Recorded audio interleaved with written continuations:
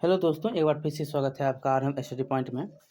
आज हम करने वाले हैं इकोनॉमिक्स क्लास 10th का ऑब्जेक्टिव क्वेश्चन। जो भी एससीईआरटी में चैप्टर वाइज क्वेश्चन है वो सारे क्वेश्चन आज हम करेंगे।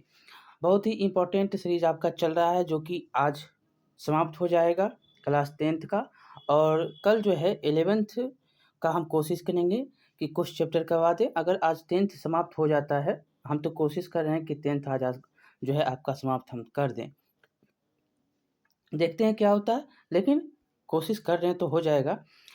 और ये जैसे ही समाप्त होगा, हम 11th 12th का जो भी हिस्ट्री पोर्शन है और जो भी साइंस का है, सभी का जो है हम ऑब्जेक्टिव करवाएंगे। एमसीक्यू जो है ऑब्जेक्टिव हम करवा देंगे सभी का। अभी सभी महामैराथन चला रहे हैं, हम 11th 12th 9th 10th में लगे हुए हैं, ठीक है। लेकिन हम बोले हैं तो करवा तो देंगे ही, कोई बात नहीं है। और क्वेश्चन तो सभी यहीं से आते हैं, चाहे आप कुछ भी पढ़ लीजिए, नोट हज़ारों पढ़ेंगे लेकिन बुक से ही तो क्वेश्चन आता है। और बुक से जो सरकार के द्वारा पूछा जाता है एमसीक्यू, वो सारे क्वेश्चन आपको यहाँ पर जो एससीईआरटी से पूछा जाता है वो सारे क्वेश्चन आपको देखने को यहाँ पर मिल रहे हैं। ज़्यादा समय नहीं लेते हुए अब हम जो है शुरू कर रहे हैं। पहला अध्याय है कि अर्थव्यवस्था एवं इसके विकास का इतिहास, ठीक है। चलिए देख सकते हैं कितना बार पूछा है। चलिए शुरू करते हैं। इनमें किसको प्राथमिक क्षेत्र भी कहा जाता है? बोलिए ये कहाँ पर जो है कौन कंपटीशन एग्जाम है जहाँ ये क्वेश्चन जो है नहीं पूछा है? सभी कंपटीशन एग्जाम में ये क्वेश्चन पूछता है कौन बुक? तो बिहार सरकार का बुक है। ऐसे सभी बुक में ये है, एनसीईआरटी में भी है। एनसीईआरटी भी जो भी सरकार के द्वारा चलाए जाते हैं, राज्य सरकार या केंद्र सरकार के द्वारा, सभी में ये मिलेंगे आपको। चलिए शुरू करते हैं यहाँ पर अब उत्तर क्वेश्चन को करना। पहला क्वेश्चन इनमें अभी देख लिया कि इनमें किसको प्राथमिक क्षेत्र भी कहा जाता है। तो किसको कहा जाता है? तो कृषि क्षेत्र को क्या कहते हैं? प्राथमिक क्षेत्र कहते हैं। सेवा क्षेत्र जो है तृतीय क्षेत्र होता है। अब देखेंगे यहाँ पर दूसरा क्वेश्चन कि इनमें कौन से देश में मिश्रित अर्थव्यवस्था है? कौन है? अपना भारत। मिश्रित अर्थव्यवस्था देख सकते हैं 14, 17, 18, 19 कितना बार पूछ लिया है, बिहार सरकार पूछा है बोर्ड में। अगला क्वेश्चन है कि भारत में योजना आयोग का गठन कब किया गया था? देख सकते हैं क्वेश्चन की कितना जो है सुंदर क्वेश्चन आपको यहाँ पर अर्थशास्त्र में देखने को मिल रहा है, जो कि क्वेश्चन बार-बार पूछा जाता है हर कंपटीशन एग्जाम में। हम थोड़ा जोर इसीलिए दे रहे हैं क्योंकि इम्पोर्टेंट ही बहुत ज़्यादा है, ठीक है। और अर्थव्यवस्था आप पढ़ते हैं तो ऐसे तो जो करंट होता है, जैसे कि आपको जैसे कि आपको हो जाएगा क्या, बजट हो गया, जैसे कि आपको जो निकलता है आर्थिक सर्वेक्षण निकलता है, ये सब जो है करंट से 1-2 क्वेश्चन आते हैं। और जो भी पीछे की घटनाएँ हैं, क्या किसको कहते हैं, वो सारे क्वेश्चन देखने को मिलते हैं। चलिए अब शुरू कर रहे हैं तीसरा क्वेश्चन का उत्तर। भारत में योजना आयोग का गठन कब किया गया था? तो इसका उत्तर हो जाएगा 15 मार्च 1950 को। अगला क्वेश्चन देखेंगे, जिस देश का राष्ट्रीय आय अधिक होता है वो देश क्या कहलाता है? तो ये देश विकसित देश कहलाता है। अगला क्वेश्चन देखेंगे, इनमें से किसे जो है पिछड़ा राज्य कहा जाता है? तो समझ सकते हैं कि कौन होगा, तो बिहार होगा। अगला क्वेश्चन देखेंगे, शेयर बाजार का नियामक संस्थान क्या होता है? सेबी होता है। बी नंबर यहाँ पर उत्तर हो जाएगा माधवीपुरी बुच, इसके अभी क्या है अध्यक्ष हैं। अगला क्वेश्चन देखेंगे, भारत में किस राज्य का प्रति व्यक्ति आय सबसे कम है? तो वो कौन सा है? बिहार है। अगला क्वेश्चन देखेंगे कि भारत में नीति आयोग की स्थापना कब होती है? तो ये जनवरी में होता है और 2015 में होता है, जनवरी 2015 में। अगला क्वेश्चन देखेंगे, मिश्रित अर्थव्यवस्था का राष्ट्र कौन है? तो ये तो भारत है। अगला क्वेश्चन, योजना आयोग के सदस्यों की संख्या होती है तो कितना? तो 8। अभी योजना आयोग है? नहीं है। अगला क्वेश्चन, बिहार में जीवन यापन का जो है मुख्य साधन कौन-सा? तो कृषि है। ए नंबर, सबसे ज़्यादा तो 80% लोग कृषि ही कर रहे हैं। अगला देखेंगे यहाँ पर, देश में सब्जी के उत्पादन में बिहार का स्थान कितना? बिहार की बात हम कर रहे हैं, 80% कृषि में लगे हुए हैं। यहाँ पर देश में सब्जी के उत्पादन में बिहार का स्थान कितना नंबर पे? तो ये है दूसरा, बी नंबर। अगला देखेंगे कि भारत में पड़ोसी देशों में किस देश का प्रति व्यक्ति आय सबसे अधिक है? तो ये हो सकता है कौन? तो याद आप कर सकते हैं कि कौन होगा सबसे अधिक। क्वेश्चन नंबर है 13 कि भारत के पड़ोसी देशों में किस देश का जो है प्रति व्यक्ति आय सबसे अधिक है? तो सबसे अधिक आपको है किसका? तो यह है श्रीलंका का। श्रीलंका तो अभी डूबा हुआ है, आय क्या रहेगा उसके पास। चलिए अगला क्वेश्चन देखेंगे जो बुक में है उस हिसाब से। अभी तो माँग रहा है, माँग-चाँग के चला रहा है अपने जीवन को किसी प्रकार। 14 नंबर कौन उसको बर्बाद कर दिया? बर्बाद करने वाला चीन है। भारत तो सहायता करता है, इधर भी प्रधानमंत्री उसके आए थे। देखेंगे 14 नंबर, इनमें से कौन योजना आयोग के पदेन अध्यक्ष होते हैं? तो कौन होगा? नीति आयोग हो, योजना आयोग हो, थिंक टैंक जो है नीति आयोग को कहा जाता है और योजना आयोग जो है उससे पहले था और इसके अध्यक्ष प्रधानमंत्री होते थे और इसके पहले अध्यक्ष जो हुए कौन? तो जवाहरलाल नेहरू हुए। अगला क्वेश्चन देखेंगे भारत की आर्थिक व्यवस्था है। भारत की आर्थिक व्यवस्था क्या है? तो मिश्रित है। अगला क्वेश्चन इनमें से कौन से देश में समाजवादी अर्थव्यवस्था है? तो ये है रूस। अगला क्वेश्चन सम्यक विकास की प्रक्रिया संबंधित किससे है? तो ये है आपको सभी वर्ग से, उच्च हो या निम्न हो सभी वर्ग से। अगला देखेंगे, अगला क्वेश्चन है कि गरीबी कैंसर रोग की तरह है, गरीबी कैंसर रोग की तरह है, किसने कहा? तो ये कहने वाले कोई और नहीं कुजनेर थे, अर्थशास्त्री थे। अगला देखेंगे, अगला क्वेश्चन है 19 नंबर, किस क्षेत्र को द्वितीयक क्षेत्र भी कहा जाता है? द्वितीयक क्षेत्र कहा जाता है तो उद्योग होता है द्वितीयक क्षेत्र, कृषि होता है प्रथम क्षेत्र, सेवा होता है तृतीयक क्षेत्र। अगला क्वेश्चन देखिएगा, ये 20वां नंबर क्वेश्चन है कि 11वीं पंचवर्षीय योजना की अवधि क्या है? हम पूरा बता देते हैं आपको। 1 से लेकर 12 तक बताएँगे, ध्यान से सुनिएगा। पहला पंचवर्षीय योजना बोलेगा तो 1951 से 56, दूसरा बोलेगा 56 से 61, 1956 से 61, तीसरा 61 से 66, चौथा उन्हा चौथा अगर 66 है और इसमें जो है रुकता है, बीच में जो है थोड़ा आपको याद होगा तो यहाँ पर क्या होता है? तो योजना अवकाश होता है, जिसको बोलते हैं योजना अवकाश के नाम से जानते हैं। ये 66 से 69 के बीच में होता है, ठीक है? और जब उसके बाद चौथा पंचवर्षीय योजना जो आता है, ये भी क्वेश्चन पूछ लेता है कि योजना अवकाश कब से कब? तो 1966 से 1969 तक और ये भी पूछ लेगा कि किसके बीच में? तो तृतीय और चौथा के बीच में। तो तृतीय कब से कब? तो 61 से 66 और चौथा कब से कब? तो 69 से 74, ठीक है? और ये जो है योजना अवकाश जो होता है 66 से 69, ठीक है? अब चलिए यहाँ पर जो है 5वीं पंचवर्षीय योजना 74 से 78 और इसमें भी जो है गैप होता है। 74 से 78 के बाद फिर गैप होता है, वो होता है अनवरत योजना का। 78 से 80 इसको कहते हैं। 78 से 80 जो होता है वो अनवरत योजना के नाम से जाना जाता है। इसमें जो है अभी तक आप 2 गैप देखे। पहला गैप योजना अवकाश कब से कब? 1966 से 1969। दूसरा गैप अनवरत योजना 1978 से 1980। ये दोनों योजनाओं का जो है आपको याद रखना है, एक 80 वाला, एक जो है 69 वाला। ये दोनों बहुत बार पूछे जाते हैं। 2 गैप यहाँ पर आपने अभी तक देखा। अगला चलेंगे, अगला जो होगा 7वीं पंचवर्षीय योजना जो होगा, हमने छठी बोल दी है कि 80 से 85 होता है। 80 से नहीं बोली थी, चलिए 80 से 85 होता है छठा, ठीक है? 80 से 85 होता है छठा, उससे पहले जो आता है अनवरत योजना आता है। 5वीं जो होता है कब से कब? तो 1974 से 78 तक का। छठी जो होता है 80 से 85 होता है और 7वीं जब आएगा तो 85 से 90 होगा और इसके बाद भी देखेंगे तो फिर रुकता है। इसके बाद फिर रुकता है। ये 90 के बाद 8वीं देखेंगे, 8वीं तो 8वीं होता है 92 से लेकर 92 से 97, लेकिन उसके बीच में फिर रुकता है। फिर क्या होता है? योजना अवकाश।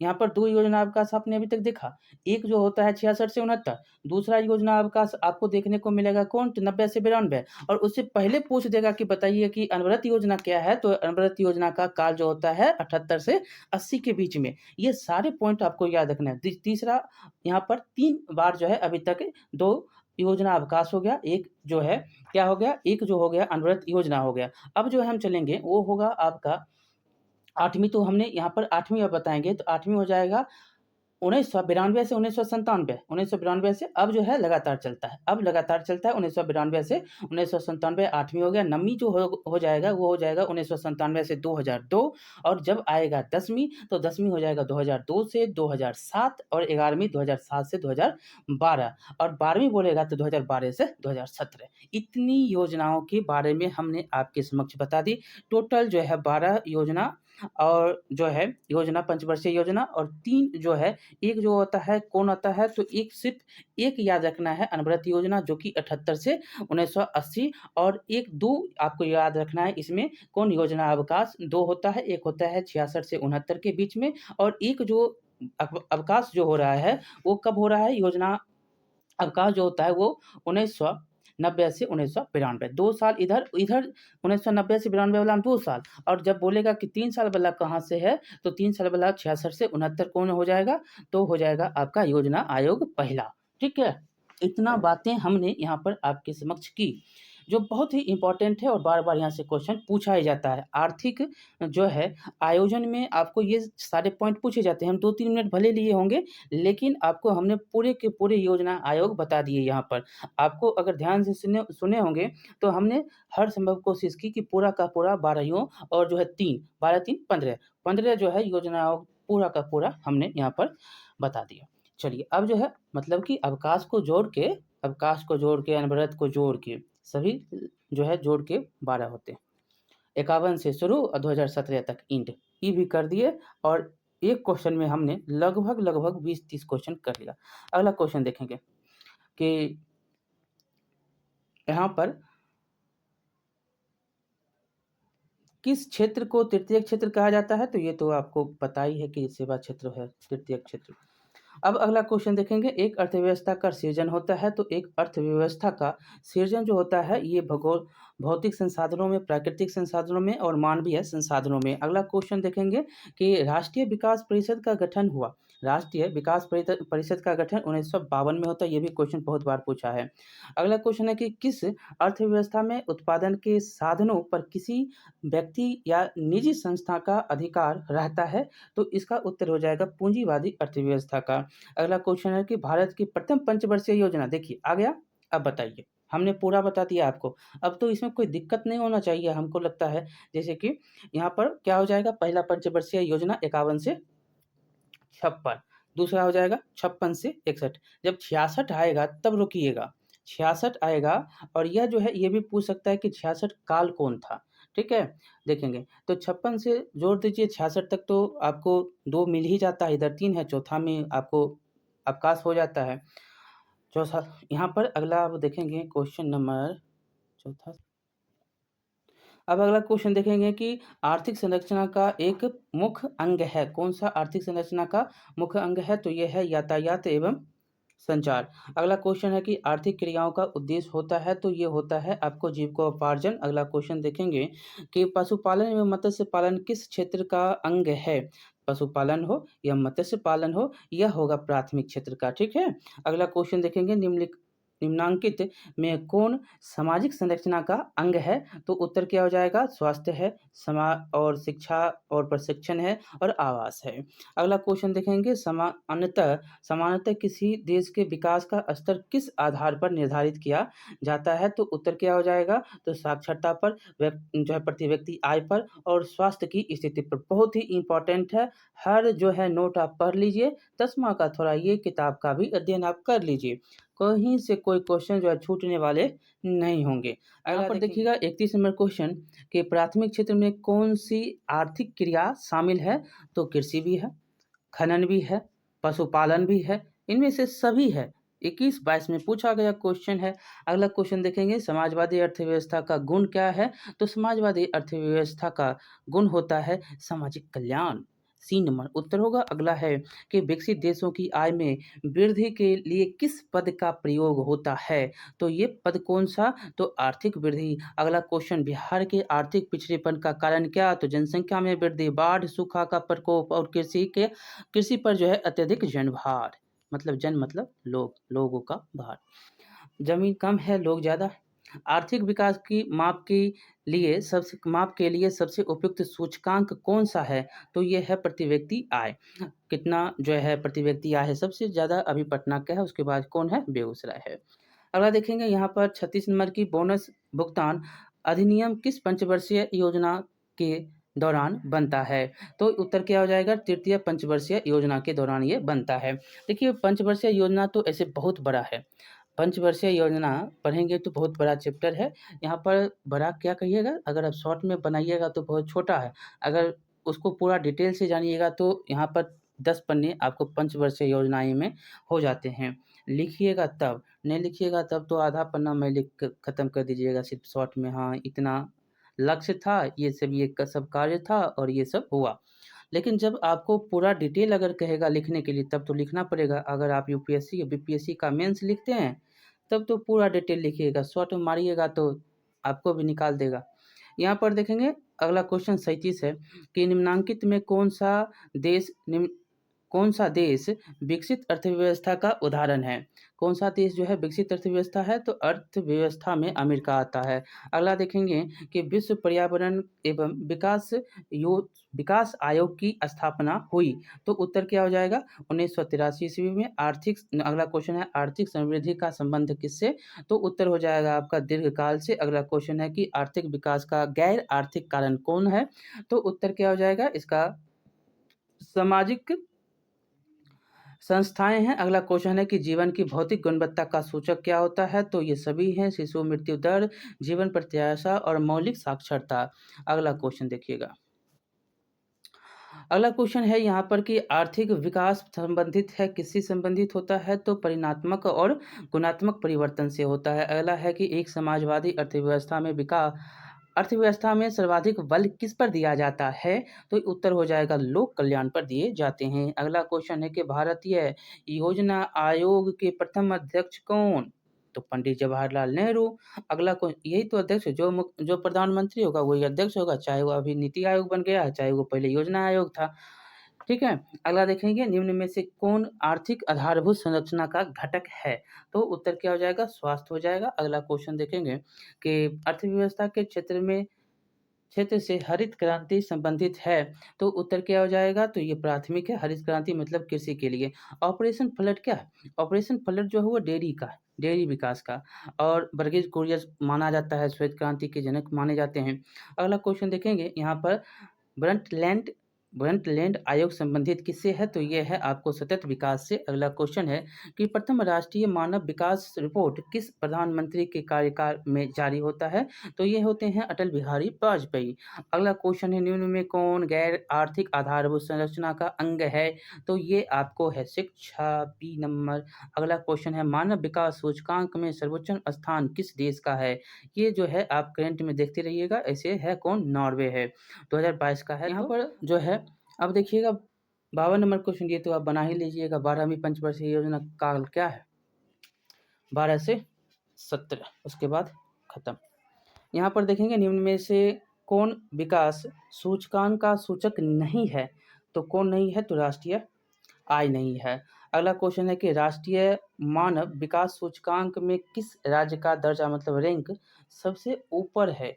तो इसका केरल का है। अभी अब 2022 का ये क्वेश्चन है, तो देख लीजिएगा करेंट में इसको, तो ऐसे केरल ही होगा। निम्न में से कौन सा द्वितीयक आर्थिक क्रिया से संबंधित है? कौन हो सकता है? उद्योग होगा। द्वितीयक में उद्योग, तृतीयक में सेवा, प्रथम में कृषि। अगला क्वेश्चन देखेंगे समाज की सभी आर्थिक क्रियाओं का योग क्या कहलाता है? तो ये अर्थव्यवस्था कहलाता है। अगला क्वेश्चन देखिएगा अब जो है 57 नंबर क्वेश्चन कि बिहार के विकास के बिना भारत का विकास संभव नहीं है, यह कथन किसका है? बिहार विकसित होगा तभी भारत विकसित होगा, यह कथन कहने वाले कौन? तो ये थे एपीजे अब्दुल कलाम कहे थे। अगला क्वेश्चन देखेंगे यहाँ पर, ये 23 का क्वेश्चन है, 2023 का। अगला है कि कृषि मतलब इस बार क्वेश्चन पूछा है। अगला क्वेश्चन है कि कृषि का विकास करना किस पंचवर्षीय योजना का मुख्य उद्देश्य था? कृषि का विकास हो, तो ये पहला ही था, सबसे ज़्यादा कृषि पर पहला में ही दिया गया था। अगला क्वेश्चन है मानव विकास रिपोर्ट प्रकाशन निम्न में से किसके द्वारा होता है? तो ये तो जानते हैं कि यूएनडीपी के द्वारा ये होते हैं। अगला क्वेश्चन भारत की सर्वाधिक प्रति व्यक्ति आय वाला राज्य कौन सा है? सबसे ज़्यादा सबसे अच्छा गोवा है। यहाँ पर देखिएगा जो है अब दूसरा अध्याय है राज्य एवं राष्ट्र की आय, बहुत ही इंपॉर्टेंट है। पहला क्वेश्चन देखिएगा सन 2008-9 के अनुसार भारत की औसत प्रति व्यक्ति आय कितना? तो 25,494 रुपया। अगला क्वेश्चन स्वतंत्रता पूर्व भारतीय अर्थव्यवस्था थी, तो ये कृषि प्रधान थी, ई नंबर। अगला क्वेश्चन देखेंगे कि फूट डालो राज करो की नीति किसने अपनाई? तो अंग्रेजों ने अपनाई। अर्थव्यवस्था कितने प्रकार के? तो 3 प्रकार के। अगला क्वेश्चन अंग्रेजों ने भारतीय अर्थव्यवस्था का क्या किया? तो दोहन किया और शोषण किया, इसलिए उत्तर डी नंबर हो जाएगा, ए और सी। अगला क्वेश्चन है कि आज़ादी के बाद भारत में प्राथमिक क्षेत्र का योगदान क्या हुआ? घटता गया। आज़ादी के बाद ये घटता चला गया। अगला देखेंगे थोड़ा पहले बढ़ता है उसके बाद घटते हुए जाता है। अभी सबसे ज़्यादा कौन है? सेवा सेक्टर जो है सबसे आगे है। यहाँ पर देखेंगे बिहार के किस जिले का प्रति व्यक्ति आय सबसे ज़्यादा? तो ये तो सबसे ज़्यादा किसका है? पटना का है, 1 लाख से अधिक है। अगला देखेंगे यहाँ पर कि आर्थिक एवं मौद्रिक विकास एक दूसरे का क्या होता है? तो पूरक होता है। अगला क्वेश्चन नंबर है कि साहित्य की दृष्टि में विकास और वृद्धि में क्या होता है? तो कोई अंतर नहीं है। अगला क्वेश्चन सतत विकास क्या होता है? अपनी और आने वाली संस्कृति का विकास, ये सतत विकास होता है। ठीक है? अगला क्वेश्चन देखेंगे यहाँ पर 11 नंबर है कि आय एक पारिश्रमिक जिसे कोई अपने कार्य के बदले पाता है। तो क्या होता है ये? उपयुक्त में तीनों है, मानसिक है, बौद्धिक और शारीरिक है। आप कहीं काम करने जाते हैं तो क्या है? शारीरिक रूप से, बौद्धिक रूप से, मानसिक रूप से सभी का आप जो है रुपया लेते हैं। अगला है श्रम का जो है पारिश्रमिक है, तो उत्तर क्या हो जाएगा? मजदूरी, डी नंबर। अगला क्वेश्चन है कि पूंजी का पारिश्रमिक क्या होता है? तो पूंजी का होता है ब्याज। ब्याज पूँजी आप कहीं लगा देते हैं तो उसका ब्याज आते रहता है। यहाँ पर देखेंगे भूमि का पारिश्रमिक क्या होता है? तो भूमि आप खेती करते हैं ना, तो ये लगान होता है। यहाँ पर 15 नंबर क्वेश्चन देखना है कि गरीबी गरीबी को जन्म देती है, ये कथन किसका? तो रेगनर नक्स का है। अगला क्वेश्चन देखेंगे विकसित राज्यों में ऊँची होती है, विकसित राज्य में क्या ऊँची होगा? तो प्रति व्यक्ति आय ऊँचा होगा। अगला क्वेश्चन है राष्ट्रीय आय के अंतर्गत शामिल क्या है? तो राष्ट्रीय आय के अंतर्गत है वस्तुओं एवं सेवाओं का मूल्य। अगला क्वेश्चन है कि कुल उत्पादन एवं उत्पादन में किए गए खर्च का अंतर क्या कहलाता है? तो ये कहलाता है शुद्ध राष्ट्रीय उत्पाद। कुल उत्पादन है और उत्पादन में खर्च कर रहे हैं तो उसका अंतर क्या कहलाएगा? शुद्ध राष्ट्रीय उत्पाद कहलाएगा। अगला क्वेश्चन है राष्ट्रीय आय का समतुल्य क्या होता है? तो ये है कौन है? तो ये होता है उपभोग, व्यय एवं विनियोग की योग, ये होते हैं समतुल्य। अगला क्वेश्चन राष्ट्रीय आय की धारणा में शामिल है, तो क्या शामिल है? तो यह है शुद्ध राष्ट्रीय आय, केवल सकल घरेलू उत्पाद और केवल सकल राष्ट्रीय उत्पाद। अगला क्वेश्चन है कि सर्वप्रथम राष्ट्रीय आय के अनुमान का वर्ष था, तो सर्वप्रथम में था ये 1868। अगला क्वेश्चन कि भारत की सर्वप्रथम अनुमानित प्रति व्यक्ति आय थी, तो हो जाएगा 20 रुपये। मात्र कितना? ये नौरोजी जी बोले थे कितना? तो 20 रुपये। अगला क्वेश्चन देखेंगे कि राष्ट्रीय आय की गणना विधि है, तो ये हो जाएगा उत्पादन गणना विधि, व्यवसायिक गणना विधि और मूल योग विधि, ये तीनों के तीनों हैं। अगला क्वेश्चन है केंद्रीय सांख्यिकी संगठन की स्थापना। बहुत बार क्वेश्चन ऐसे तो ये बिहार में भी पूछा गया है और ऐसे भी कंपटीशन में ये क्वेश्चन धड़ल्ले से पूछता है। तो ये केंद्रीय सांख्यिकी संगठन की कब जो है स्थापना होती है? तो 1954 ईस्वी में। अगला क्वेश्चन देखेंगे कि बिहार में किस जिले के प्रति व्यक्ति आय सबसे कम है? तो ये कौन सा होगा? तो शिवहर है। अगला क्वेश्चन है प्रत्यक्ष कर के अंतर्गत निम्न में से किसे शामिल किया जाता है? तो इसका उत्तर हो जाएगा आयकर को। प्रत्यक्ष कर आएगा तो आयकर आएगा ही। ठीक है, अगला क्वेश्चन। अगला क्वेश्चन है कि दादा भाई नौरोजी, देखिए आ गया अब। दादा भाई नौरोजी ने सर्वप्रथम राष्ट्रीय आय का अनुमान कब लगाया था? तो उत्तर क्या हो जाएगा? तो 1868 ईस्वी को लगाया था। योजना काल में भारत की औसत वार्षिक जो है विकास दर रही, तो योजना काल में रहा था 4.2%, 4.2%, बी नंबर उत्तर होगा। अगला है बिहार की आय में सर्वाधिक योगदान होता है, तो किससे? तो होता है सेवा क्षेत्र से। सभी जगह सेवा क्षेत्र ही आ गया है। अगला है कि उत्पादन एवं आय गणना विधि आर्थिक दृष्टिकोण से है, तो ये उत्तर हो जाएगा वैज्ञानिक है, सहज है और व्यवहारिक है, तीनों के तीनों डी नंबर उत्तर होंगे। अगला क्वेश्चन कि बिहार की अर्थव्यवस्था में प्राथमिक क्षेत्र का मुख्य अंग है, तो क्या हो जाएगा? तो ये हो जाएगा कृषि, बी नंबर। अगला क्वेश्चन है कि y=c+i फॉर्मूले को बताया था, तो ये बताने वाले कौन? तो ये बताने वाले प्रोफेसर केन्स थे। अगला क्वेश्चन देखेंगे कि राष्ट्रीय आय का अर्थ क्या होता है? तो राष्ट्रीय आय का अर्थ होता है उत्पादन के साधनों की आय। अगला क्वेश्चन है कि भारत में किस राज्य का प्रति व्यक्ति आय सर्वाधिक? तो ये कहाँ का? तो ये गोवा का हो जाएगा। अगला क्वेश्चन देखेंगे कि भारत में वित्तीय वर्ष कहा जाता है, किसको कहते हैं वित्तीय वर्ष? अभी आपको पता ही होगा कि 1 अप्रैल से 31 मार्च तक के जो वर्ष होते हैं अब वित्तीय वर्ष कहलाते हैं। यहाँ पर देखिएगा 36 नंबर क्वेश्चन कि भारत में राष्ट्रीय आय की गणना कौन करता है? तो अभी तो आपने पढ़ा केंद्रीय सांख्यिकी संगठन की स्थापना कब होती है? तो केंद्रीय सांख्यिकी संगठन की स्थापना होती है 1954 ईस्वी में, और यही जो है केंद्रीय सांख्यिकी संगठन SCSO करता है क्या, तो भारत में जो है राष्ट्रीय आय की गणना करता है।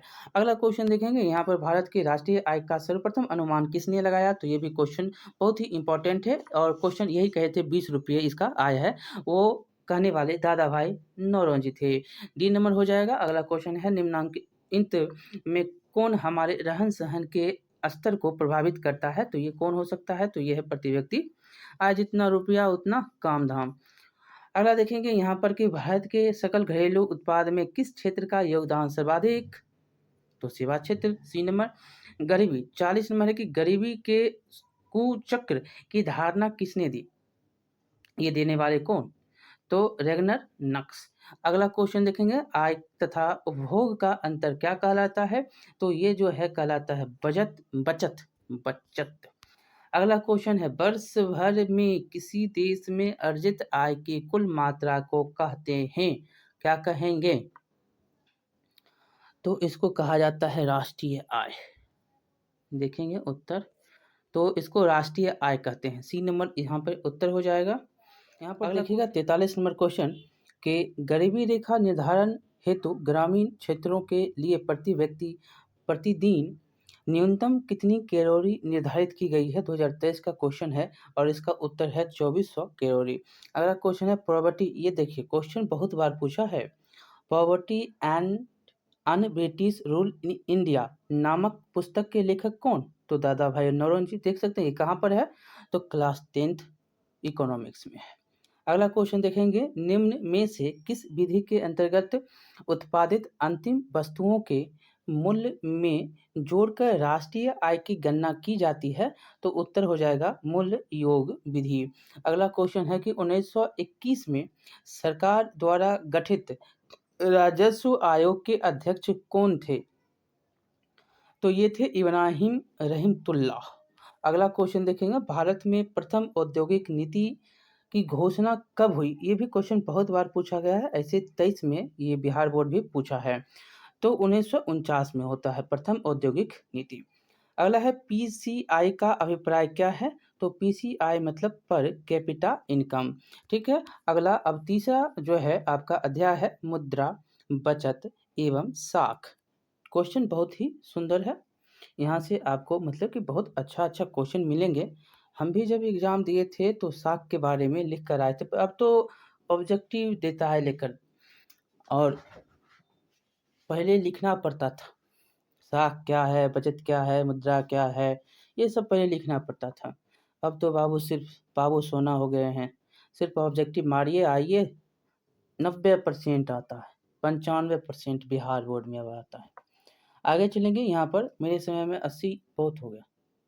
यहाँ पर अगला क्वेश्चन देखेंगे, प्लास्टिक मुद्रा है, क्या है, डेबिट कार्ड का उपयोग कर रहे हैं आप, कर रहे होंगे, एकदम कर रहे होंगे। चलिए यहाँ पर उत्तर हो जाएगा डेबिट कार्ड। अगला क्वेश्चन देखेंगे कि आधुनिक युग की प्रगति का श्रेय मुद्रा को ही है, यह कथन है, किसका कथन है, तो यह मार्शल का कथन है। अगला क्वेश्चन है विनिमय के रूप हैं, तो विनिमय के क्या रूप होते हैं, तो विनिमय के रूप हैं, तो कितने रूप हैं ये पूछ रहा है, तो ये हैं 2 रूप हैं। अगला क्वेश्चन है कि वस्तु विनिमय प्रणाली में विनिमय क्या है, वस्तु विनिमय प्रणाली में वस्तु क्या है, विनिमय मतलब आदान प्रदान, किसका उपयोग मतलब क्या चीज़ लेकर क्या आप काम कर रहे हैं वही, तो वस्तु का वस्तु से विनिमय होता है। ठीक है, वस्तु विनिमय मतलब वस्तु का वस्तु से विनिमय होगा, आप वस्तु दीजिएगा तो हम वस्तु लेंगे। अगला है नेपाल की मुद्रा क्या है, तो नेपाल की मुद्रा होती है रुपया, जो अभी यहाँ आपका मुद्रा है उसी का मुद्रा है, रुपया है। अगला यहाँ पर देखेंगे टका, तो बंगाल का है, मतलब बांग्लादेश का है, बंगाल मतलब बांग्लादेश, पूर्वी बंगाल पाकिस्तान था पहले, फिर 1971 में बांग्लादेश बन गया, ये सब जो है भारत का हिस्सा था। ठीक है। अगला देखेंगे एटीएम का जो है विस्तारित रूप क्या होता है, एटीएम तो आप बहुत ही उपयोग कर रहे हैं, तो विस्तारित रूप भी जानना चाहिए, तो ऑटोमेटिक टेलर मशीन। अगला क्वेश्चन है चेक एक प्रकार की मुद्रा, कैसी मुद्रा, तो यह साख, चेक जो है एक प्रकार की कैसी मुद्रा है, तो साख मुद्रा है।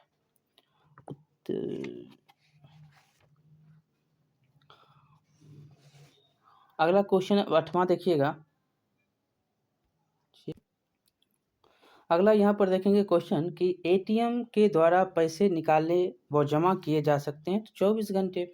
ए नंबर उत्तर हो जाएगा। अगला क्वेश्चन कि मनुष्य के आर्थिक जीवन में सबसे महत्वपूर्ण है तो क्या है, तो मुद्रा है। अगला क्वेश्चन है कि आधुनिक युग में उद्योग मुद्रा रूपी वस्त्र धारण किए हुए है, कहा, किसने कहा, तो ये कहने वाले प्रोफेसर पिंगू थे। अगला क्वेश्चन है कि निम्न में कौन शाख मुद्रा का उदाहरण है, तो अभी तो हमने पढ़ा कि शाख मुद्रा होती है तो ये बैंक ड्राफ्ट जो है क्या है उसका उदाहरण होता है। चेक भी एक शाख है। अगला है मुद्रा एक अच्छा है तो क्या है, मुद्रा एक सेवक है। मुद्रा एक अच्छा सेवक है। अगला क्वेश्चन देखेंगे कि क्षणिक या तत्काल उपभोग में आने वाली वस्तुएं होती हैं तो क्या होता है, ये होता है चालू। साख का एक पक्ष है तो क्या होता है, साख का एक पक्ष तो ऋणी होता है, बी नंबर। अगला क्वेश्चन देखेंगे कि प्रतीक्षा पत्र है एक प्रकार का, क्या होता है, तो ये होता है साख पत्र। अगला क्वेश्चन देखेंगे कि मुद्रा की आवश्यकताओं को पूरा करने में जरूरत होती है तो संसाधनों की, बी नंबर उत्तर होगा। अगला है साख का क्या अर्थ होता है, तो इसका उत्तर होता है विश्वास करना या ऋण लौटाने की क्षमता। अगला क्वेश्चन देखेंगे कि निम्न में कौन सा आधुनिक मुद्रा का एक रूप है, वो क्या होता है, अभी कागज का नोट। अभी तो आप डिजिटल मुद्रा में प्रवेश कर गए हैं। अगला क्वेश्चन देखेंगे कि निम्नलिखित में से कौन सा संस्थान भारत में मुद्रा जारी करने के लिए अधिकृत है, तो ये है रिजर्व बैंक ऑफ इंडिया। 2000 का नोट लौटाया जा रहा है, अभी सितंबर तक लौटाया जाएगा। अब देखेंगे यहाँ पर निम्न में से कौन सा मुद्रा का एक आधुनिक रूप नहीं है, तो कौन नहीं है, तो इसमें कोई भी इसमें नहीं है। अगला देखेंगे क्वेश्चन कि रूस की मुद्रा क्या है, रूस की मुद्रा रूबल है, ये नंबर उत्तर हो जाएगा। अगला है कि निम्नलिखित में से मुद्रा का कार्य नहीं है, तो इसमें हो जाएगा मूल्य हस्तांतरण का कार्य नहीं है, ऐसे मूल्य मापन का, मूल्य संचयन का और विनिमय माध्यम का काम है। अगला क्वेश्चन 23 नंबर है कि प्रारंभिक अवस्था में मनुष्य अपनी आवश्यकता की पूर्ति करते थे, तो उत्तर क्या हो जाएगा, तो वस्तुओं के आदान प्रदान से। गाय लेता था तो चावल देता था, बहुत कुछ पढ़े हैं आप। अगला देखेंगे बकरी का है, गाय का है, कुत्ता का है, बहुत कुछ है, वस्तु जो है विनिमय होते थे। यहाँ पर अगला क्वेश्चन देखेंगे कि इनमें जो है कौन विधि ग्राह्य मुद्रा है, तो उत्तर क्या हो जाएगा, 10 रुपये का नोट। अगला क्वेश्चन है कि एक रुपये का नोट जारी किया जाता है, तो ये तो आपको उत्तर पता ही होगा कि वित्त विभाग से होता है, केंद्रीय सरकार मतलब वित्त विभाग द्वारा 1 रुपये का नोट जारी होता है। अगला क्वेश्चन है विनिमय का सर्वोत्तम माध्यम कौन, तो विनिमय का सर्वोत्तम माध्यम मुद्रा और अभी डिजिटल मुद्रा।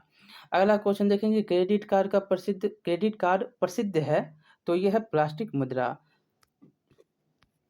अगला क्वेश्चन देखेंगे कि इनमें से कौन मुद्रा का शाख पत्र नहीं है, तो क्या हो जाएगा, तो चित्र मुद्रा इसमें नहीं होगा और सभी हैं। शाख का आधार क्या है, तो शाख का आधार होता है विश्वास से, डी नंबर। अगला है कि मुद्रा का प्राथमिक कार्य कौन सा है, तो उत्तर हो जाएगा विनिमय का माध्यम। अगला है निम्नांकित में विधिग्राह्य मुद्रा कौन सा, तो उत्तर हो जाएगा नोट और सिक्के। अगला निम्नांकित में किस मुद्रा में वहनीयता अधिक होती है, तो ये उत्तर हो जाएगा पत्र मुद्रा में। अगला क्वेश्चन देखेंगे कि हमारे देश में किस मुद्रा को वैधानिक मान्यता प्राप्त है, तो ये पत्र मुद्रा है। अगला क्वेश्चन है कि मुद्रा के उपयोग से किसको लाभ हुआ है, तो उत्तर हो जाएगा उपभोक्ताओं को और उत्पादकों को, दोनों को लाभ हुआ, तो इसलिए ए और बी। अगला है बचत को प्राव बचत को प्रभावित करने वाला प्रमुख तत्व कौन सा, तो इनमें से तीनों है, बचत की इच्छा, बचत की क्षमता, बचत की सुविधाएं।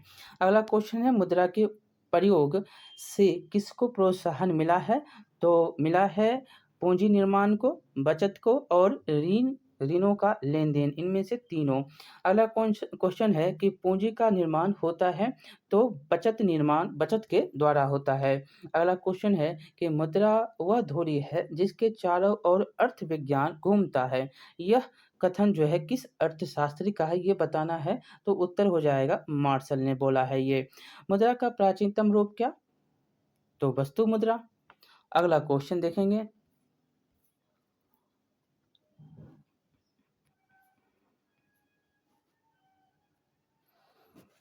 अगला क्वेश्चन है कि विनिमय की प्रारंभिक अवस्था में मनुष्य का व्यापार किस पर आधारित था? तो उत्तर हो जाएगा वस्तु विनिमय पर आधारित था। अगला क्वेश्चन है कि मुद्रा वह है जो मुद्रा का कार्य करती है। मुद्रा की यह परिभाषा किसने दी? तो ये देने वाले हर्टले विदर्श थे। अगला देखेंगे कि स्वीडन की मुद्रा क्या है? तो स्वीडन की मुद्रा क्रोना है। अगला है व्यावसायिक बैंकों द्वारा दिए जाने वाले ऋण को कहते हैं, तो शाख मुद्रा कहते हैं और बैंक मुद्रा दोनों कहते हैं। अगला देखेंगे, सी नंबर उत्तर होगा। अगला है मुद्रा की वैधानिक परिभाषा किसने दी? तो ये देने वाले कौन? तो प्रोफेसर नेप थे। अगला देखेंगे कि मुद्रा के प्रमुख कार्य हैं, तो उत्तर हो जाएगा विनिमय का माध्यम, मूल्य का मापक और मूल्य का संचयन, तीनों हो जाएंगे। डी नंबर उत्तर होगा। अगला क्वेश्चन है कि वस्तु विनिमय प्रणाली की मुख्य कठिनाई थी, तो मूल्य मापन की कठिनाई था और आवश्यकताओं के दोहरे संयोग का अभाव, तो उत्तर ए और बी दोनों होगा। अगला है कि किस धातु का मुद्रा के रूप में सर्वाधिक प्रयोग हुआ है? तो उत्तर क्या हो जाएगा? चांदी और सोना का। अगला क्वेश्चन देखेंगे, भारत में करेंसी नोट कौन जारी करता है? तो भारतीय में जो है रिजर्व बैंक ऑफ इंडिया जारी करता है। अगला है कि इराक की मुद्रा क्या है? तो क्या है? दिनार होता है। अगला क्वेश्चन देखेंगे इराक का। अगला क्वेश्चन है कि टका किस देश की मुद्रा है? तो यह है बांग्लादेश का। डी नंबर उत्तर हो जाएगा। और अगला और अंतिम इस अध्याय का क्वेश्चन है कि यूरोपीय आर्थिक संघ की मुद्रा क्या है? तो क्या है? यूरो है। यूरोपीय आर्थिक संघ की मुद्रा यूरो है। अब जो है चौथा अध्याय आपका इसमें है कि हमारी वित्तीय संस्थाएं कहाँ-कहाँ पर क्या है। वित्तीय संस्थाएं पूरा करते हैं, तो ये आपको ऋण जो है संबंधी ज़रूरतें को पूरा करता है। अगला क्वेश्चन है सरकारी वित्तीय संस्थाएं नहीं हैं, तो इसमें साहूकार नहीं है और सेंट्रल बैंक ऑफ इंडिया है, स्टेट बैंक ऑफ इंडिया है, इलाहाबाद बैंक सभी हैं। अगला है कि अर्ध सरकारी वित्तीय संस्थाएं कौन से? तो ये क्षेत्रीय ग्रामीण बैंक। अगला क्वेश्चन देखेंगे कि बांग्लादेश के नोबेल पुरस्कार से सम्मानित व्यक्ति कौन? तो ये हैं प्रोफेसर मोहम्मद यूनुस। अगला क्वेश्चन देखेंगे कि वित्तीय संस्थाओं के प्रकार होते हैं, तो 2 प्रकार होते हैं। डी नंबर उत्तर हो जाएगा। अगला है कि देश के संगठित बैंकिंग प्रणाली के प्रकार कितने? तो 2 प्रकार। अगला है भारत में एक संगठित पूंजी बाजार है, तो उत्तर हो जाएगा मुंबई में। अगला है कि राज्य स्तरीय गैर संस्थागत वित्तीय संस्थान है, तो उत्तर हो जाएगा व्यापारी संस्था है, तो ये व्यापारी सी नंबर। अगला क्वेश्चन है कि राज्य स्तरीय संस्थागत वित्तीय संस्था है, तो सहकारी बैंक। अगला क्वेश्चन है कि आज भी ऋण प्राप्त करने का सबसे लोकप्रिय स्रोत कौन सा? तो आपको महाजन सी नंबर है। अगला देखेंगे ज़्यादातर ग्रामीण क्षेत्रों में तो आपको महाजन ही मिल जाएंगे। अगला है कि ग्रामीण परिवारों द्वारा संस्थागत स्रोत से लिया गया ऋण प्रतिशत है साख के स्रोत 2003 के अनुसार, तो ये बताना है, तो उत्तर हो जाएगा आपको 52%। अगला क्वेश्चन है कि बिहार में प्राथमिक सहकारी कृषि साख समितियों की संख्या ड्राफ्ट 10वीं पंचवर्षीय योजना के अनुसार बताना है, तो 6842 था। अगला देखेंगे कि बिहार में सहकारी बैंक द्वारा उपलब्ध सहकारी साख व्यवस्था तो कितना? तो ये था त्रिस्तरीय त्रिस्तरीय सी नंबर उत्तर होगा।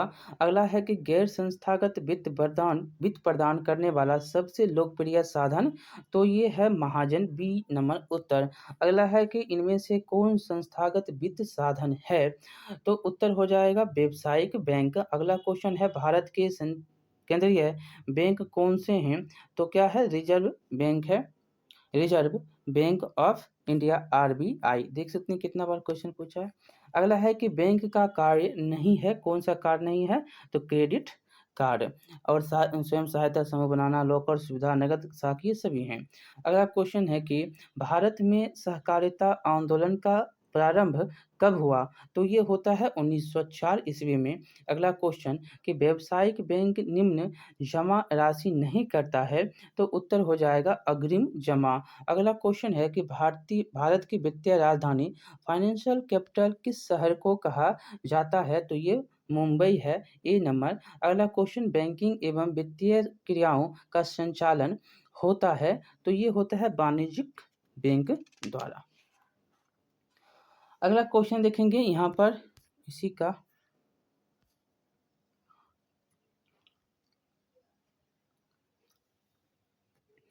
कि दीर्घकालीन ऋण प्रदान करने वाला संस्था जो है कौन सी है, तो ये हो जाएगा भूमि विकास बैंक।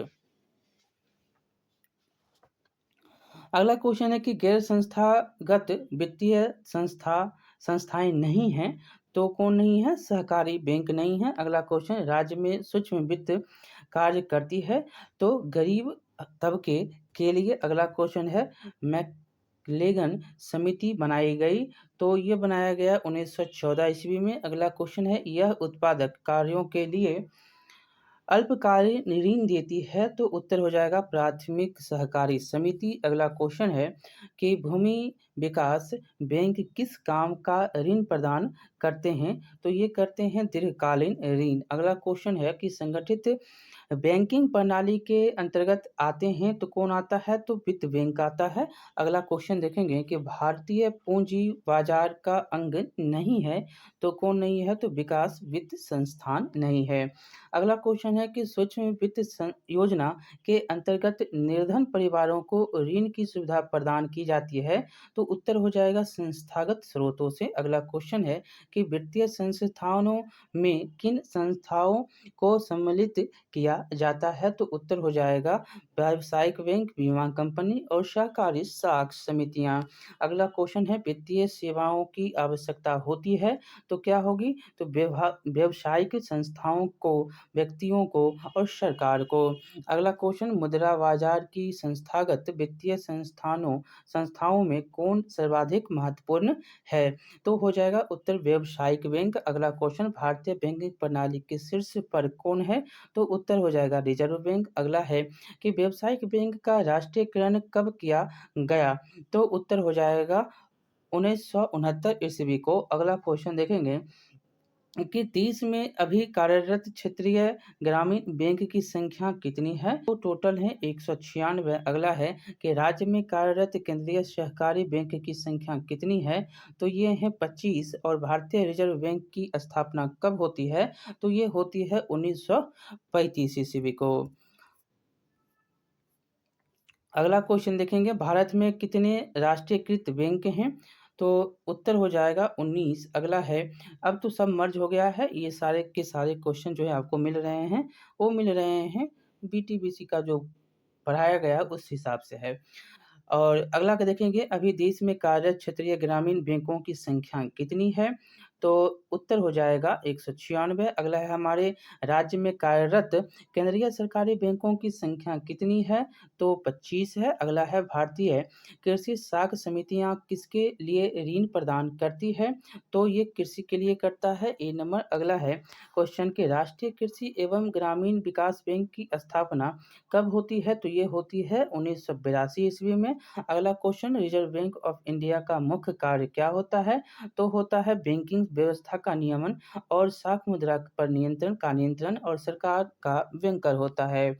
अगला कृषि को दीर्घकालीन ऋण प्रदान करने वाली संस्था कौन, तो ये हो जाएगा भूमि विकास बैंक। अगला क्वेश्चन भारत में सहकारिता को प्रांतीय विषय बनाया गया, तो ये उत्तर हो जाएगा आपको बी 1919 ईस्वी में। अगला क्वेश्चन देखेंगे 47 नंबर के भारतीय मुद्रा बाजार में किस प्रकार के ऋणों का लेन-देन होता है? तो उत्तर हो जाएगा अल्पकाल। अगला देखेंगे क्वेश्चन, राज्य वित्त आयोग का गठन किया जाता है, तो उत्तर हो जाएगा पंचायतों की वित्तीय स्थिति के पुनरावलोकन हेतु। अगला क्वेश्चन 49 नंबर क्वेश्चन, कृषि तथा ग्रामीण विकास के लिए पुनर्वित्त करने वाली शीर्ष संस्था कौन सी हैं? तो ये इसका उत्तर हो जाएगा नाबार्ड है। अगला क्वेश्चन देखेंगे, ग्रामीण बैंक के संस्थापक कौन? तो उत्तर हो जाएगा प्रोफेसर मोहम्मद यूनुस। अगला क्वेश्चन है कि सहकारिता सहकारिता साख समिति कानून का जो है कब पारित हुआ? तो ये होता है 1904 ईस्वी में। अगला क्वेश्चन, बिहार में पहला क्षेत्रीय ग्रामीण बैंक कब स्थापित होता है? तो ये होता है 1976 ईस्वी में। अगला क्वेश्चन है, केंद्रीय सहकारी बैंक किस स्तर पर काम करती है? तो ये करता है जिला स्तर पर। अगला क्वेश्चन कि प्राथमिक कृषि साख समिति कृषकों को किस प्रकार का ऋण प्रदान करता है? तो ये ऋण प्रदान करता है अल्पकालीन। अगला क्वेश्चन, निम्न में कौन सा खाता विशेष रूप से व्यापारियों के लिए, ये कौन सा खाता होता है? तो चालू जमा खाता। अगला क्वेश्चन देखेंगे, यहाँ पर 56 नंबर है, भारत में मौद्रिक नीति का निर्धारण कौन करता है? तो ये करता है आपका भारतीय रिजर्व बैंक। अगला क्वेश्चन कि क्षेत्रीय ग्रामीण बैंक की स्थापना कब होती है? तो ये होता है 1975 ईस्वी में। अगला क्वेश्चन, 1929 ईस्वी की आर्थिक मंदी का सबसे बुरा असर किस देश पर पड़ा? तो ये पड़ता है आपको अमेरिका में। अगला क्वेश्चन कि युद्धोत्तर पुनर्निर्माण के लिए पैसे का इंतजाम करने हेतु किस संस्थान का गठन हुआ? तो ये होता है विश्व बैंक का। अब देखेंगे 5वां अध्याय आपका है रोजगार एवं सेवाएं। यहाँ से भी क्वेश्चन बहुत पूछता है। चलिए पहला क्वेश्चन देखेंगे, सिलिकॉन वैली। सिलिकॉन शहर के नाम से कौन प्रसिद्ध है? बहुत बार क्वेश्चन ये पूछा है, ये बेंगलुरु है। कृषि क्षेत्र में पाई जाती है, तो ये छिपी हुई बेरोजगारी पाई जाती है। अगला क्वेश्चन है, उदारीकरण और वैश्वीकरण से वैश्वीकरण ने सेवा क्षेत्र में क्या लाएगा? तो काफ़ी तेज प्रगति लाता है। नरेगा बनाई गई, तो ये बनाया गया ग्रामीण क्षेत्र के लिए। अगला क्वेश्चन, जवाहर रोजगार योजना लागू की गई, तो 1989 ईस्वी में। अगला क्वेश्चन, छिपी बेरोजगारी कहाँ पाया जाएगा? कृषि के क्षेत्र में। बी नंबर हो जाएगा। अगला क्वेश्चन, भारत में कॉल सेंटरों की संख्या कितनी? तो ये हो जाएगा बढ़ी है। क्या हो जाएगा? बढ़ी है। अगला है कि आउटसोर्सिंग का सर्वप्रमुख क्षेत्र है, तो उत्तर हो जाएगा भारत। अगला है, ऑल इंडिया रेडियो का नाम बदलकर आकाशवाणी कब किया गया? तो ये किया गया था 1957 ईस्वी को। अगला क्वेश्चन देखेंगे कि भारत में सेवा क्षेत्र को सामान्यतः कितने भागों में बांटा जा सकता है? तो उत्तर हो जाएगा 2 भागों में। अगला क्वेश्चन कि बाजार की व्यापकता का विस्तार भारत से गया है, तो उत्तर हो जाएगा पूरी दुनिया में। अगला क्वेश्चन देखेंगे, मॉल उपलब्ध कराता है वस्तुएं और एक ही स्थान पर, सभी जो है वस्तुएं जो है एक स्थान पर मॉल में आपको उपलब्ध हो जाएंगे। 13 नंबर क्वेश्चन, मानव पूंजी के प्रमुख घटक कितने हैं? तो 5 घटक हैं। सी नंबर उत्तर हो जाएगा। रोजगार एवं सेवा एक दूसरे के क्या होते हैं? तो ये होते हैं एक दूसरे के पूरक और एक दूसरे के परस्पर होते हैं। बी और सी हो जाएगा। डी नंबर उत्तर होगा। नरेगा एक कार्यक्रम है, तो ये राष्ट्रीय स्तर का कार्यक्रम है। अगला है, ऊर्जा के प्रमुख स्रोत कौन से? तो ये पेट्रोलियम है, कोयला है और विद्युत, इन सभी ऊर्जा के ही स्रोत हैं। अगला है, कौन सी सेवा सरकारी सेवा है? कौन सी सरकारी इसमें सेवा है? तो बैंकिंग सेवा। कौन सी सेवा गैर सरकारी है? तो मॉल सेवा। और इसमें वित्त, रेल से सैन्य सभी सरकारी हैं। आर्थिक आधारभूत संरचना नहीं है, तो इसमें हो जाएगा शिक्षा। अगला क्वेश्चन कि बिहार संपन्न है, तो कृषि में। अगला क्वेश्चन है कि मानव पूंजी निर्माण के प्रमुख घटक इसमें चुनना है, कौन नहीं है? तो कोई भी इसमें नहीं है, सभी हैं, वस्त्र हैं, भोजन है और शिक्षा है। अगला देखेंगे आर्थिक विकास का दूसरा क्षेत्र क्या होता है? तो ये होता है यहाँ पर आर्थिक विकास का दूसरा क्षेत्र है, तो कृषि है, उद्योग है। दूसरा क्षेत्र तो उद्योग है और पहला क्षेत्र क्या है? कृषि है। अगला देखेंगे कि आर्थिक विकास का तीसरा क्षेत्र क्या होता है? तो ये होता है सेवा क्षेत्र। अगला क्वेश्चन देखेंगे कि कौन बीमारू राज्य नहीं है? पूछा नहीं है, तो कर्नाटक नहीं है और सभी हैं। उड़ीसा है, बिहार है, मध्य प्रदेश। मनरेगा शुरू हुई थी, तो मनरेगा यहाँ पर देखेंगे तो आंध्र प्रदेश से शुरू होता है, ए नंबर। अगला क्वेश्चन है कि भारत सरकार ने किस प्रकार की शिक्षा को मौलिक अधिकार घोषित कर दिया?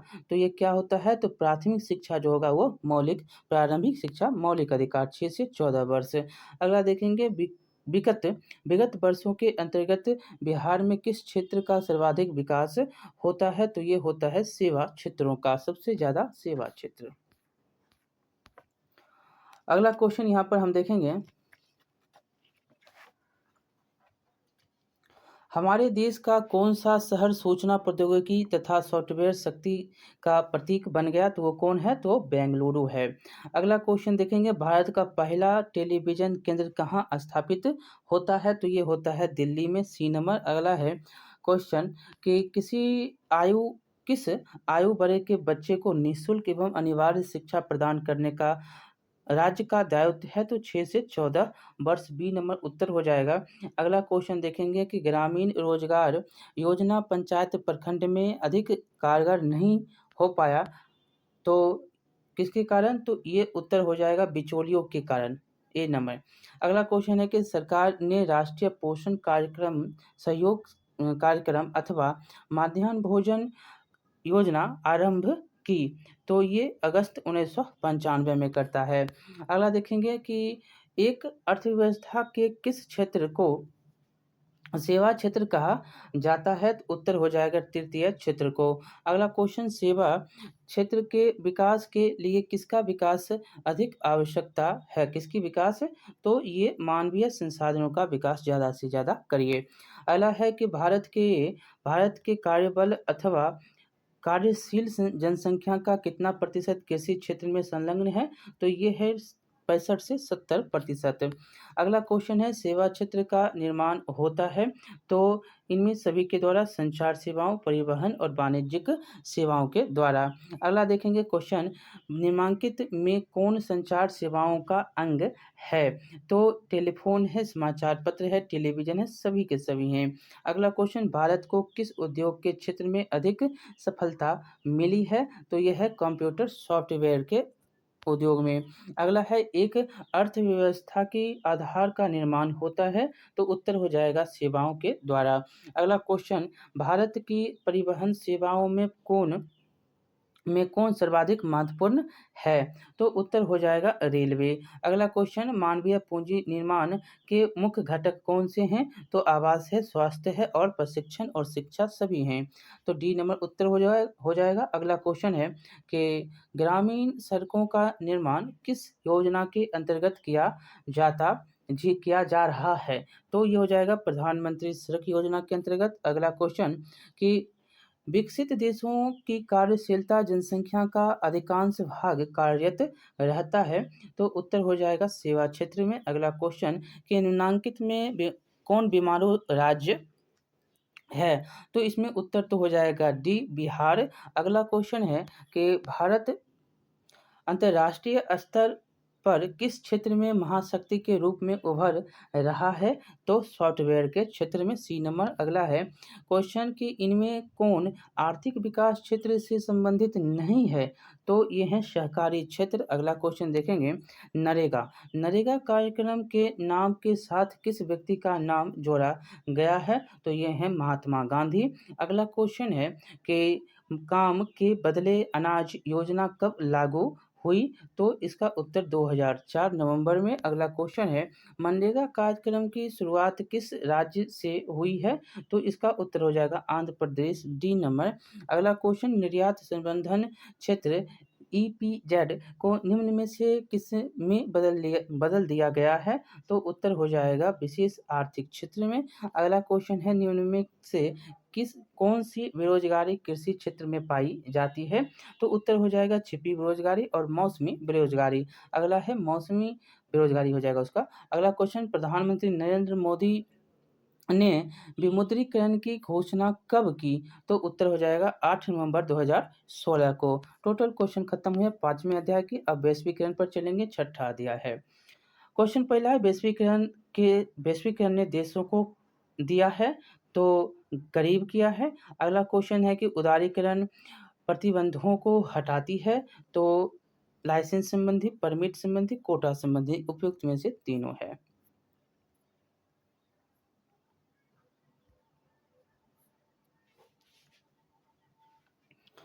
इसमें देखेंगे तीसरा नंबर क्वेश्चन कि आर्थिक सुधार लागू हुआ तो ये होता है 1991 ईस्वी में। अगला क्वेश्चन है, बहुराष्ट्रीय कंपनियां बहुत हद तक अपने लागत मूल्य में लाती है तो ये कमी लाती है, ए नंबर। विकसित राष्ट्र जो है धर्म निर्बाध प्रवाह उत्पन्न कर रहे हैं तो बाधा उत्पन्न कर रहे हैं। अगला क्वेश्चन है, भारत सरकार ने निजीकरण की नीति कब अपनाई? बहुत बार क्वेश्चन पूछा है। ये 1991 में, मनमोहन सिंह वित्त मंत्री थे। अगला देखेंगे, निम्नांकित में निवेश की सुविधा नहीं है तो उत्तर हो जाएगा बिजली बिल। अगला है, विदेशी निवेश का उद्देश्य होता है तो लाभ होता है। अगला क्वेश्चन के प्रौद्योगिकीकरण के विकास से वैश्वीकरण की गति प्रभावित हुई है तो उत्तर हो जाएगा तेज गति से। अगला क्वेश्चन देखेंगे, WTO विस्तारित रूप क्या होता है WTO का? तो वर्ल्ड ट्रेड ऑर्गेनाइजेशन, WTO। अगला क्वेश्चन देखेंगे, आज के पहले आए वैश्वीकरण के दौर का वर्ष था तो 1880 से 1914। वैश्वीकरण का नकारात्मक प्रभाव बिहार में पड़ता है तो ये अपेक्षाकृत कम पड़ता है। अगला क्वेश्चन, भारत में आर्थिक सुधार जो है आरंभ होता है तो 1991 ईस्वी में। अगला क्वेश्चन है कि बाजार व्यवस्था का महत्वपूर्ण अंग है तो उपभोग का, ए नंबर। अगला है, उत्पादन संबंधी सारी क्रियाएं निर्भर करती है तो उपभोक्ताओं पर निर्भर करता है। अगला क्वेश्चन देखेंगे कि भारत सदस्य नहीं है तो ओपेक का, किसका नहीं है? तो ओपेक का नहीं है, WTO, G15 और दक्षिण का है। अंतर्राष्ट्रीय व्यापार संबंधी नियमों को निर्धारित करने वाली संस्थान कौन सी हैं? तो ये हैं, कोई भी इसमें नहीं है। अगला है, वैश्वीकरण के अंग कितने हैं? वैश्वीकरण के अंग जो हैं 4 हैं, डी नंबर उत्तर हो जाएगा। देख सकते हैं कितना बार पूछा है। अगला देखेंगे, अगला क्वेश्चन है कि इनमें से कौन बहुराष्ट्रीय कंपनी नहीं है? तो उत्तर हो जाएगा पार्ले। अगला देखेंगे कि अंतर्राष्ट्रीय व्यापार संबंधी नियमों को निर्धारित करने वाले संस्थान कौन है? तो उत्तर हो जाएगा आपको WTO। अगला क्वेश्चन देखेंगे कि निम्नांकित में कौन जो है व्यापार अवरोधक है? तो उत्तर क्या हो जाएगा? आयात कर और निर्यात कर। अगला क्वेश्चन देखेंगे कि जनसंख्या के वितरण के आधार पर वंचित परिवार की प्रतिशतता कितना है? तो उत्तर हो जाएगा 51.3%। अगला है कि वैश्वीकरण से बिहार के किस उद्योग को प्रोत्साहन मिला? तो ये मिला पर्यटन उद्योग को, बी नंबर। अगला है कि वैश्वीकरण के फलस्वरूप विभिन्न क्षेत्रों के बीच वृद्धि हुई है तो ये आयात में हुआ है और निर्यात में, दोनों में हुआ है। अगला क्वेश्चन है कि राज्य नियंत्रण उद्योग को किस नाम से संबोधित किया जाता है? तो उत्तर हो जाएगा आपको लोक उपक्रम, सार्वजनिक उपक्रम और राजकीय उपक्रम, तीनों। अगला है, भारत में राज्य नियंत्रित उद्योग के उदाहरण कौन से हैं? तो ये हैं रेलवे हैं, डाक तार विभाग है और सुरक्षा उद्योग है। अगला है, निम्नांकित में कौन बहुराष्ट्रीय कंपनी है? तो उत्तर हो जाएगा कोका कोला, फोर्ड मोटर्स और नोकिया। अगला क्वेश्चन है, ग्राहक देखभाल सेवा के लिए प्रयोग किया जाता है तो उत्तर हो जाएगा कॉल सेंटर। यहाँ पर देखिएगा 29 नंबर क्वेश्चन, पूरे विश्व में आर्थिक वर्चस्व बना हुआ है तो किसका? तो अमेरिका का। अगला क्वेश्चन है, पार्ले समूह के थम्स अप ब्रांड को किस बहुराष्ट्रीय कंपनी ने खरीद लिया? तो उत्तर हो जाएगा कोका कोला। अगला क्वेश्चन है, व्यापार अवरोधक का उपयोग किया जाता है तो ये विकास के लिए। अगला क्वेश्चन, नई आर्थिक नीति में किसे सम्मानित किया गया है? तो निजीकरण को, उदारीकरण को और वैश्वीकरण को, तीनों को किया गया है। बहुत बार क्वेश्चन पूछा गया है। अगला क्वेश्चन देखेंगे कि निम्नलिखित में कौन सी संस्थाएं वैश्वीकरण के विस्तार में सहायक हुई है? तो यह है विश्व बैंक, अंतर्राष्ट्रीय मुद्रा कोष और विश्व व्यापार संगठन। अगला इसमें क्वेश्चन देखेंगे 34 नंबर के बहुराष्ट्रीय निगमों द्वारा दूसरे देशों में निवेश का सबसे सामान्य उदाहरण कौन सा? तो है स्थानीय कंपनियों को खरीद लेना। अगला क्वेश्चन देखेंगे, वैश्वीकरण को प्रोत्साहित करने वाले कारकों में कौन सर्वाधिक महत्वपूर्ण है? तो यह है आपका सूचना एवं संचार प्रौद्योगिकी का विकास। अगला क्वेश्चन है, वैश्वीकरण का अर्थ क्या है? तो अर्थ होता है व्यापार, पूंजी, तकनीक, हस्तांतरण, सूचना प्रवाह द्वारा देश की अर्थव्यवस्था का विश्व अर्थव्यवस्था के साथ समन्वय। अगला क्वेश्चन देखेंगे कि भारत सरकार द्वारा आर्थिक सुधार संबंधी नवीन आर्थिक नीति अपनाई गई तो ये अपनाया गया जुलाई 1991 में। अगला है क्वेश्चन, यहाँ पर 38 नंबर क्वेश्चन कि विश्व व्यापार संगठन की स्थापना कब होती है? तो ये होता है 1995 ईस्वी को। 38 का सी हो जाएगा। अगला देखेंगे कि वैश्वीकरण के फलस्वरूप दो देशों के उत्पादकों के बीच प्रतिस्पर्धा कैसी? तो उत्तर हो जाएगा इसका बढ़ जाता है। ठीक है। अगला क्वेश्चन है कि सरकार की नवीन आर्थिक नीति का अंग उदारीकरण है, निजीकरण है, वैश्वीकरण है, ये सभी के सभी हैं। वैश्वीकरण से भारत को क्या लाभ होने की संभावना? तो यहाँ पर रोजगार के अवसर वृद्धि, कुशलता में वृद्धि, उत्पादकता में वृद्धि, सभी हो जाएंगे। डी नंबर, विश्व व्यापार संगठन का मुख्यालय कहाँ पर है? तो यह है जिनेवा में। ए नंबर उत्तर होगा। अगला है कि निम्नलिखित में से क्या नई आर्थिक नीति का अंग नहीं है? तो उत्तर हो जाएगा इसमें राष्ट्रीयकरण, निजीकरण है, वैश्वीकरण है, उदारीकरण है।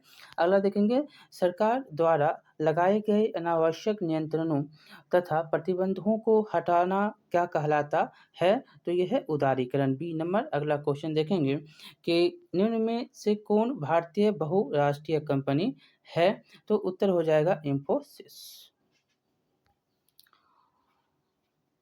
अगला क्वेश्चन देखेंगे कि यहाँ पर 46 नंबर के प्रत्यक्ष विदेशी निवेश का सर्वाधिक लाभ किस क्षेत्र को मिला है?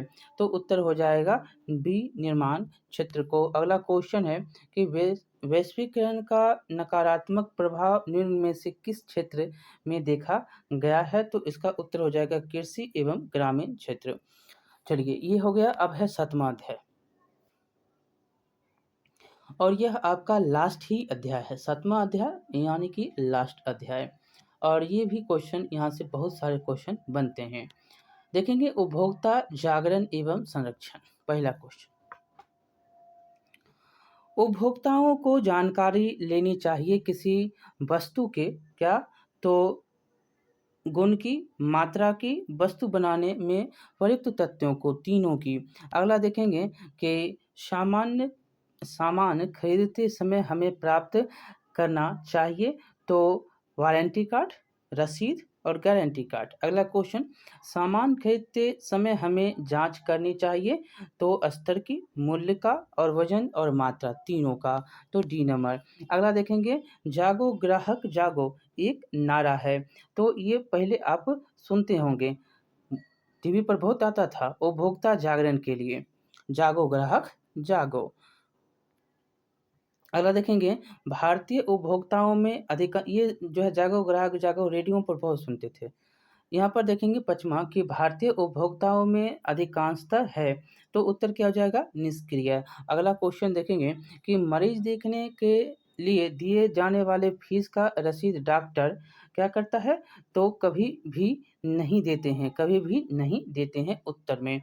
अगला क्वेश्चन देखेंगे कि उपभोक्ता संरक्षण अधिनियम पारित कब लागू हुआ? ये आपको बताना है, तो उत्तर हो जाएगा 1986 ईस्वी में। अगला है कि ISI चिन्ह अंकित है, तो उत्तर हो जाएगा 1500 उत्पादों पर। अगला है कि उपभोक्ता शिकायत निवारण हेतु की गई व्यवस्था क्या है? तो त्रिस्तरीय है। देश में जिला फोरमों की संख्या कितनी है? तो 682 है। अगला क्वेश्चन, हॉलमार्क हॉलमार्क को किस वस्तु के लोगों के रूप में उपयोग किया जाता है? तो उत्तर हो जाएगा सोने के आभूषण। सही है, 24 कैरेट है, 22 कैरेट है, ये सब जो है लिए जाते हैं। अगला है यहाँ पर उपभोक्ता द्वारा शिकायत करने के लिए आवेदन शुल्क कितना लगता है? तो कोई भी शुल्क नहीं लगता है।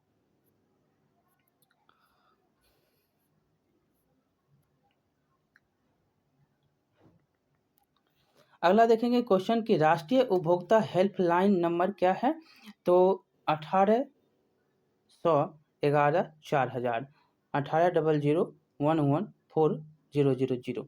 अगला देखेंगे यहाँ पर 14 नंबर क्वेश्चन कि सोने के आभूषण की शुद्धता की पहचान किस चिन्ह से की जाती है? तो हॉलमार्क का से। अगला क्वेश्चन देखेंगे कि कृषि उत्पादों के मानकीकरण के लिए किस मानक का उपयोग किया जाता है? तो उत्तर हो जाएगा एग मार्क, कृषि के लिए एग्रीकल्चर। 16 नंबर है, सूचना का अधिकार किस प्रकार का अधिकार है? तो यह वैधानिक अधिकार है। अगला क्वेश्चन कि उपभोक्ता संरक्षण अधिनियम के अंतर्गत उपभोक्ताओं की अपील सुनने का अधिकार है? तो उत्तर हो जाएगा राज्य आयोग को और राष्ट्रीय आयोग को। अगला क्वेश्चन, सर्वोच्च न्यायालय के चिकित्सा व्यवसाय को भी उपभोक्ता संरक्षण अधिनियम के अंतर्गत एक सेवा घोषित कर दिया। उत्तर हो जाएगा सी, 1995 में। अगला है कि यदि किसी वस्तु या सेवा का मूल्य 20 लाख रुपये से अधिक तथा 1 करोड़ से कम है तो उपभोक्ता शिकायत करेगा। तो उत्तर राज्य आयोग को। अगला क्वेश्चन, सर्वप्रथम किस देश में उपभोक्ता अधिकारों की घोषणा होती है? तो ये होता है संयुक्त राज्य अमेरिका में। अगला क्वेश्चन, भारत में मानव अधिकार सुरक्षा अधिनियम पारित होता है तो कब? तो 1993 ईस्वी में। अगला क्वेश्चन, उपभोक्ता आंदोलन के प्रवर्तक माने जाते हैं? तो उत्तर हो जाएगा रॉल्फ नादर। अगला क्वेश्चन, उपभोक्ताओं के शोषण के मुख्य प्रकार क्या? तो ये हो जाएंगे मिलावट, माप-तौल में कमी, भ्रामक प्रचार। अगला क्वेश्चन कि उपभोक्ता शोषण के प्रमुख कारण हैं, तो क्या हो जाएगा? तो सूचना का अभाव, वस्तुओं की सीमित आपूर्ति, उपभोक्ताओं की अज्ञानता, ये सभी के सभी डी नंबर। अगला क्वेश्चन, उपभोक्ता जागरण के लिए भारत सरकार का सबसे प्रचलित नारा है, तो कौन सा नारा? तो जागो ग्राहक जागो। अगला क्वेश्चन है कि उपभोक्ता जागरूकता का नारा, फिर से वही उपभोक्ता जागरूकता का नारा नहीं है, इसमें नहीं है, तो आज नगद कल उधार ये नहीं है। ऐसे ग्राहक सावधान, जागो ग्राहक जागो, अपने अधिकार को पहचानो है। अगला क्वेश्चन कि भारत उपभोक्ता संरक्षण अधिनियम की घोषणा कब होती है? तो होता है यह 1986 ईस्वी को। अगला क्वेश्चन देखेंगे कि सूचना प्राप्त करने का माध्यम, तो यहाँ पर उत्तर क्या हो जाएगा? कंपनी, माध्यम है कंपनी। अगला क्वेश्चन, स्वर्णाभूषणों की परिशुद्धता को सुनिश्चित करने के लिए किस मान्यता प्राप्त चिन्ह का आवश्यक है होना? तो ये है आपका हॉलमार्क का।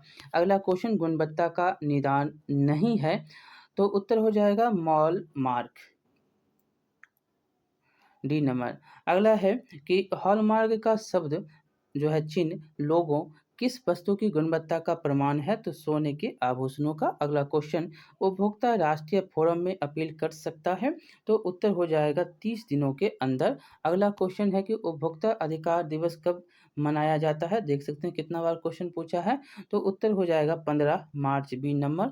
अगला क्वेश्चन, उपभोक्ता शिकायत निवारण हेतु स्तरीय न्यायिक व्यवस्था बनाई गई है? तो उत्तर हो जाएगा त्रिस्तरीय, सी नंबर उत्तर। अगला क्वेश्चन देखेंगे, भारत में सूचना के अधिकार का जो है अधिनियम पारित हुआ? तो उत्तर हो जाएगा अक्टूबर 2005 में, सी नंबर। अगला क्वेश्चन, उपभोक्ता जागरूकता आंदोलन का प्रारंभ हुआ? तो उत्तर हो जाएगा इंग्लैंड में, सी नंबर। अगला क्वेश्चन है कि बड़े पैमाने पर उत्पादन उत्पादित किन वस्तुओं के लिए मानक नियमों का पालन करना आवश्यक है? तो उत्तर क्या हो जाएगा? तो ये मसाले भी हैं, बोतलबंद पेय पदार्थ भी हैं और शिशु आहार भी है, तीनों हो जाएगा, डी नंबर। वस्तुओं और सेवाओं को अपने उपयोग के लिए कौन खरीदता है? तो ये कौन खरीदेगा? तो उपभोक्ता खरीदेगा, सी नंबर। अगला क्वेश्चन है, वर्तमान में उपभोक्ता संरक्षण हेतु कितने राज्य आयोग काम कर रहा है? तो उत्तर हो जाएगा इसमें 35 टोटल, बी नंबर। अगला है कि भारत में बफर स्टॉक कौन बनाता है? तो उत्तर हो जाएगा इसमें राष्ट्रीय खाद्य निगम बनाता है, जहाँ पर जो है रखा जाता है गेहूं को, मक्का को, चावल, धान को। अगला देखेंगे कि औद्योगिक उत्पादों की गुणवत्ता सुनिश्चित करने के लिए किस मानक चिन्ह का प्रयोग किया जाता है? तो SISI मार्क का। और अंतिम क्वेश्चन और लास्ट क्वेश्चन जो है इकोनॉमिक्स का, आपका क्लास 10th का है कि राष्ट्रीय उपभोक्ता दिवस कब मनाया जाता है? तो 24 दिसंबर को। तो टोटल हमको तो इसमें लगता है 500 प्लस क्वेश्चन हैं, पता नहीं, जोड़ेंगे तो बता सकते हैं। 40 40 50 100 100 50 30 33 200 200 हो गया, और इधर 60 और 51 300 400 क्वेश्चन प्लस है इसमें। ठीक है, तो चलिए मिलते हैं। मतलब 500 लगभग क्वेश्चन है, 500 से भी ज़्यादा, 500 से ज़्यादा क्वेश्चन, 60 इधर भी है, 500 प्लस क्वेश्चन आपको यहाँ पर मिले। एक बार देख लीजिएगा पुनः से। बहुत ही 1 घंटा हमको तो नहीं लगता, कितना लगा हमको पता कुछ नहीं है, कितना देर में बना है देखेंगे बाद में। तो आप देखिएगा, लाइक शेयर सब्सक्राइब जरूर करिएगा। क्वेश्चन आपको पता लग गया होगा कि कैसा है यहाँ पर, और क्वेश्चन पूछे गए हैं कि नहीं पूछे गए हैं ये भी पता लग गया होगा। मिलते हैं अगले चैप्टर में। बहुत बहुत धन्यवाद। लाइक शेयर सब्सक्राइब जरूर करिएगा। बहुत बहुत धन्यवाद।